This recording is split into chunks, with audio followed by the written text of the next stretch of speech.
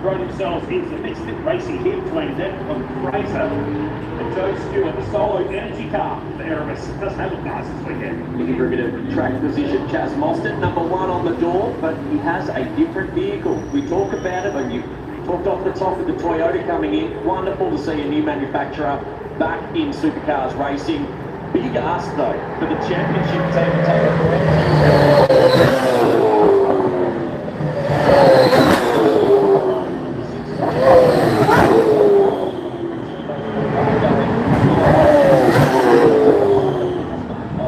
exceeded expectations. Yeah, to get a top 10 building debut done pretty well. To get a top 10 in supercars, they've been working really, really hard to be in that position. In the early days of this track,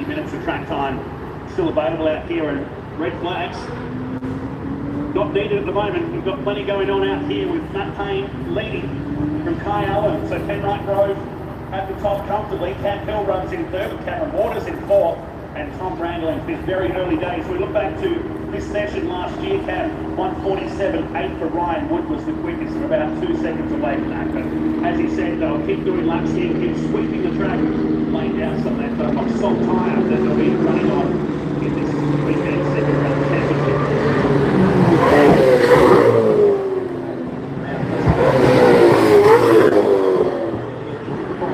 You are in the sport. Supercars change their quality day at their points and the championship order at the end of the year by a big cost, and that's and NRL and style, and lock off the regular season and then go racing the national championship. Wonderful addition to it. Although if you're not being, you might wonder why did it have to be last year? Why couldn't they done it another year? But that's finals, isn't it? Like, there's going to be a winner, there's going to be a loser in that. And we've talked about this for many years, off air, before it actually became a reality last year. It was just fitting that the year we rolled out NASCAR decided they're not going to do it anymore and go back to a chase system. There was nuance though, and there was some adjustments that supercars had made that I think made it different. And it was, as someone that talks in the media quite regularly, historically, and I'm talking to James Warburton, the CEO of Supercars, who's doing a wonderful job now that he's back at the helm again, at Sandown. And I was just saying to him, I traditionally would spend 80% of an interview talking Formula One and maybe 20% talking a bit of supercars. By the time we got to finals last year, it was 50-50. Yeah. Genuinely the interest as a result of a slight tweak. And I think, well done to supercars making that adjustment. As a purist, it was grating early, but I look back at it in hindsight and go, you know what?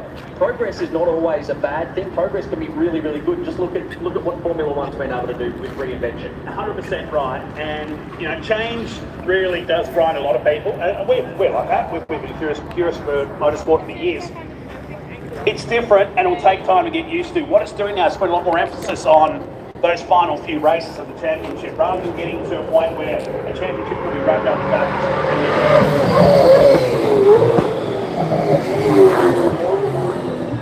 And being at Adelaide last year for that final round, that final day, had a great one for that first lap when there was contact between Walkinshaw cars. Are we going to go there? Are we going to have to go conversation about it? It was like 2 minutes to go in the grand final and scores were level.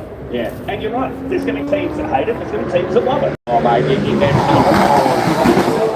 starts tonight, the season proper ahead, but it did have that air of lining up another player, the key player on the other team at the start of the grand final, and running straight through him. As an Essendon supporter, I think back to Phil Hanna getting taken out in 1993, just going back and showing my age a bit there, but no, I did love it. Like, you can look to the big screens now, and you're listening in on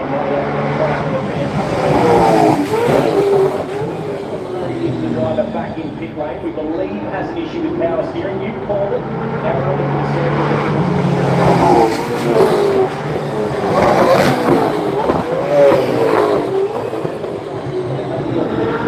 as he tries to find the fast way around here. Matt Payne is back in pit lane. He's the fastest driver on track at the moment with 149.4. 149.8. Cam Hill, Cam Waters, and Tom Randall.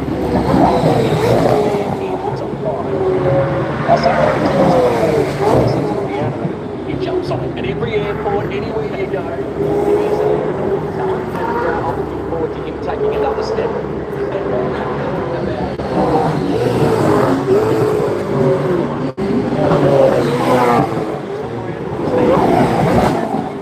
Genuinely cheering.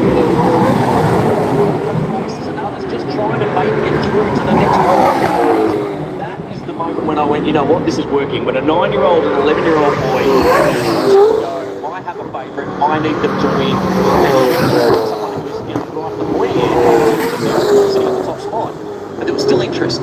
We're like an underdog. Yeah. We're like an underdog in this. And someone that was in there, who was 10, and made it to the final 4. Now, what would be the response, which he did on the very last lap at Bathurst to get into the top 10, had got to Adelaide, hometown, in 4th, and went on to win the championship.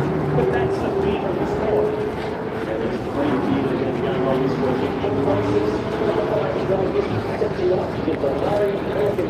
Which is well regarded for the trade captain, the veteran driver. I do want to ask you though, straight into what's happening on track. Right now we get a little bit of a chance to talk about points of supercars. This weekend, knowing that finals So if you mean, will they go for a gap that probably would have fell back on? I think there's a lot more, there'll be a lot more desperation early in the point. Some teams are going, no, we're not going to risk it.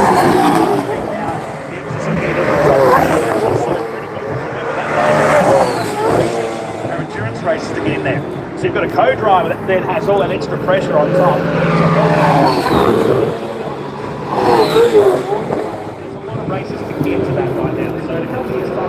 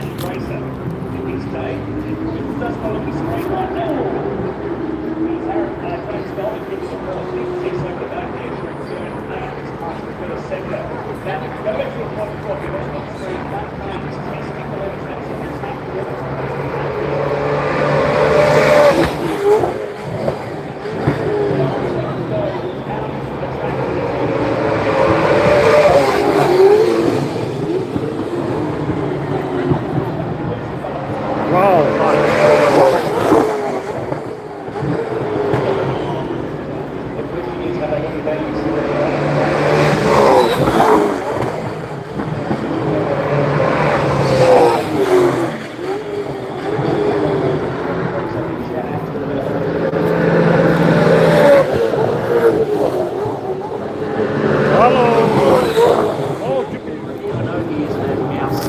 Talent. Now he's got number 17. He really does fit the original Dick Johnson mold. Starts a second count.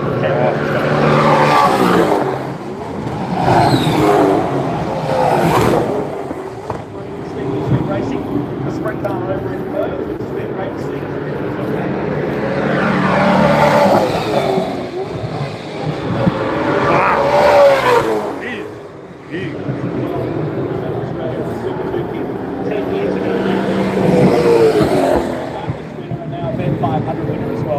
Is a mega talent. And he's back in pit lane with the fastest time associated. In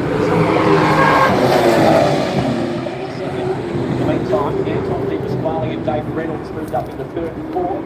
They're the first of the Camaro drivers with a 149.6 for Di Pasquale and a 149.7 for David Reynolds. I can't believe that David Reynolds is the oldest driver in the field. That makes me feel very, very old. I remember when he was a Formula 4 driver, winning the championship in Sergio and having negotiated that night by the team. That's how far back we go. Now it is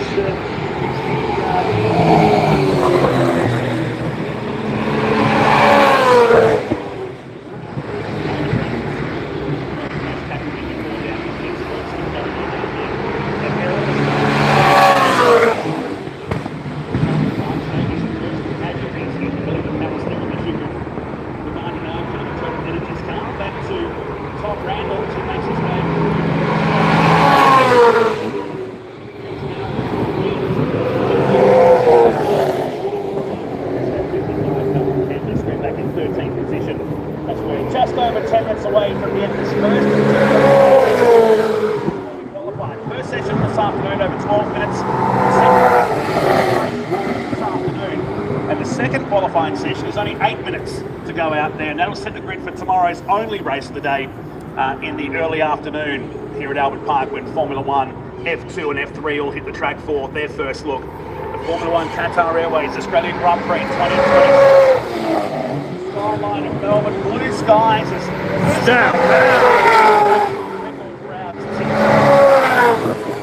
signs of that grandstand from turn 13 through 14.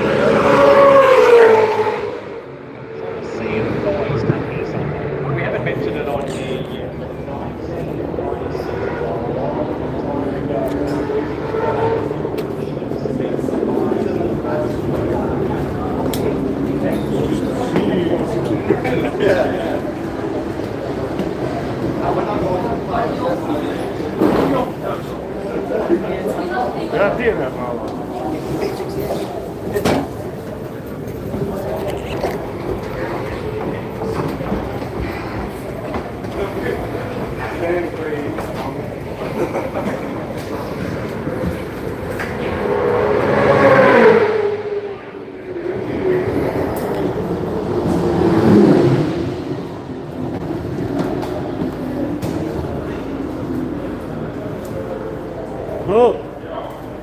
Oh my God.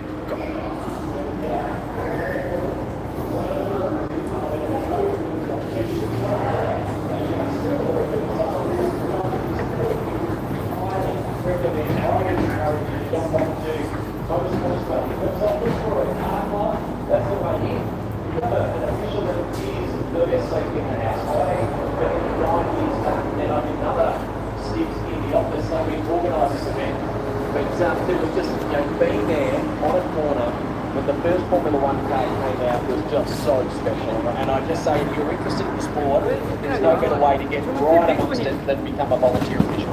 Always looking forward to Formula 1 Grand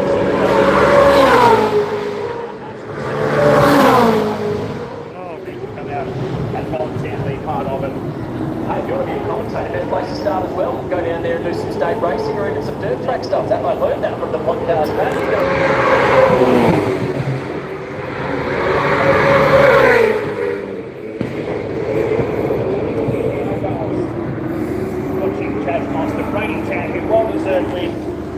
here on the streets of Adelaide for what was then Walkinshaw Andretti United before the big shift into the GR Super Reform.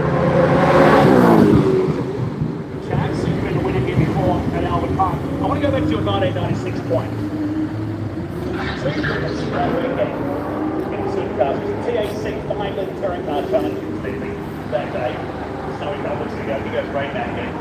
Late seat for the late Peter Brock.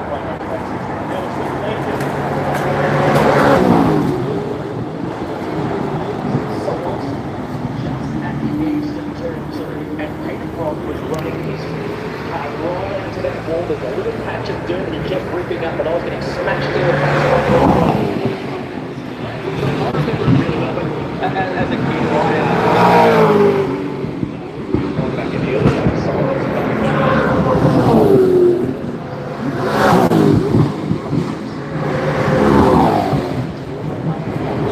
He was racing around Albert Park back in 1996.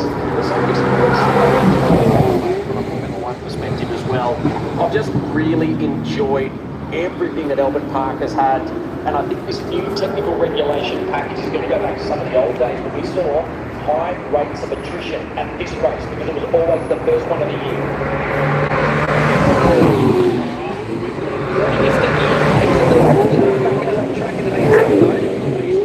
Has an honorary Australian down in Melbourne North.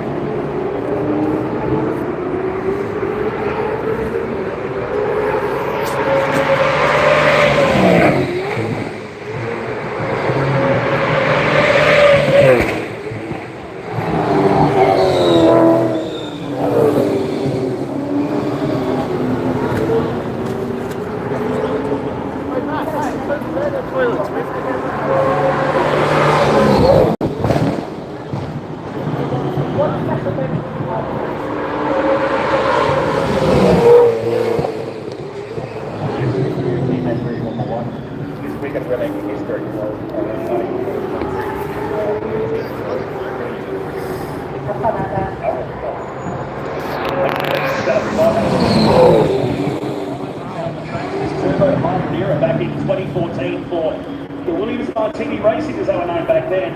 And great to have the honorary South Australian now back in Formula One for 2026. For the race winner here at Albert Park as well.